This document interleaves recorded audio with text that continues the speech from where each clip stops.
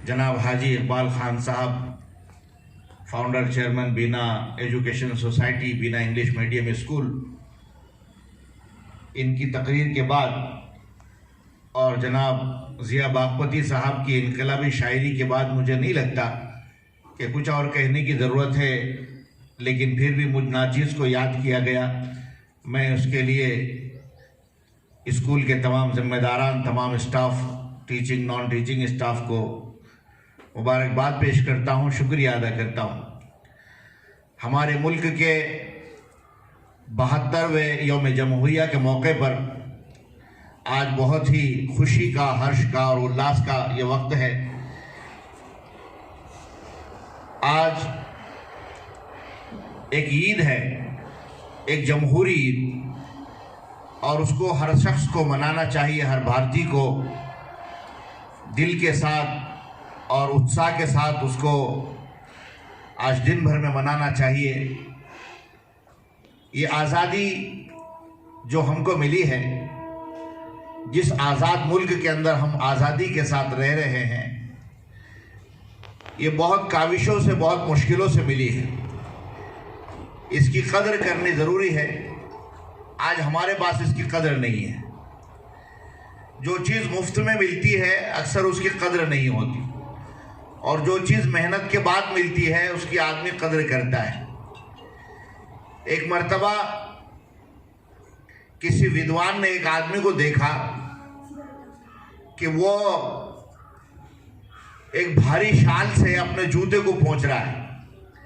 उसके कंधे पे एक भारी शाल थी महंगी, और उससे वो अपना जूता साफ कर रहा है। तो उस विद्वान ने, उस समझदार आदमी ने उससे पूछा कि भाई ये शॉल तो बहुत भारी लग रही है, कीमती है, और आपका जूता बहुत हल्का है, बेकीमत है, फिर भी आप उससे पहुंच रहे हैं। उसने कहा कि ये शाल मुझे मुफ्त में मिली है ससुराल की तरफ से, और जूता मैंने अपना खुद खरीदा हुआ है। तो उसको जो कम कीमत उसका जूता है उसकी उसको कदर है, लेकिन जो फुकट में और मुफ्त में शाल मिली है उसकी उसको कदर नहीं है। हमको अपने देश की आज़ादी की कदर करनी चाहिए। हम बेकदरे हो गए हैं, इसलिए झूठे लोग हम पर राज करने के लिए आ गए। जैसे कि शेर राहत इंदौरी साहब का हमारे संचालक महोदय ने भी पेश किया कि झूठों ने झूठों से कहा। अब ये बोलने का वो वहाँ वक्त नहीं है। आज पूरे भारत के अंदर एक इनकलाब के जैसे हालात बने हुए हैं। हर शख्स जो है ये चाहता है कि देश हमारा तरक्की करे, उसकी उन्नति हो, वो जो है हिमालय जैसी उसकी उन्नति और उसकी तरक्की हो। लेकिन आज हमारे देश के हालात जो देखे जाए तो उससे बहुत दुख होता है, बहुत तकलीफ होती है। हमारे किसान एक तरफ आंदोलन कर रहे हैं, हम तन मन धन के साथ और दिलो जान के साथ हमारे फार्मर्स के साथ, हमारे किसानों के साथ उनके प्रोटेस्ट के अंदर हम उनके शामिल हैं और उनके शाना बशाना खड़े हुए हैं।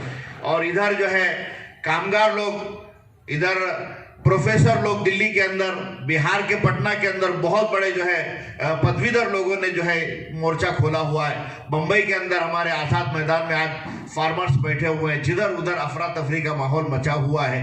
तो देश के ये हालात हमने नहीं सोचा था, लोगों को चुन के देने के बाद ऐसे हो गए, लेकिन हो गए हैं।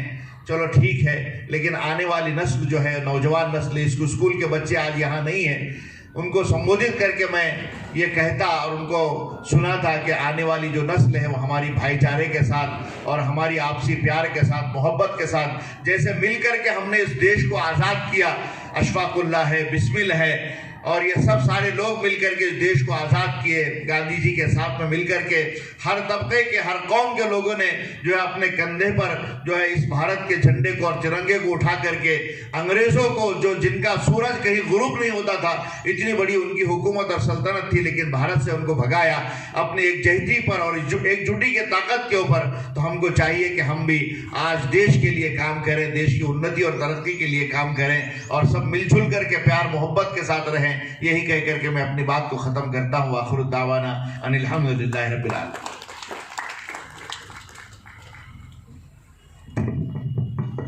हालात ऐसे है मौलाना साहब कि क्या कहूँ, किस्मत की खूबी, दिन बुरे आने लगे, जिनको थी फूलों से नफरत ठोकरे खाए।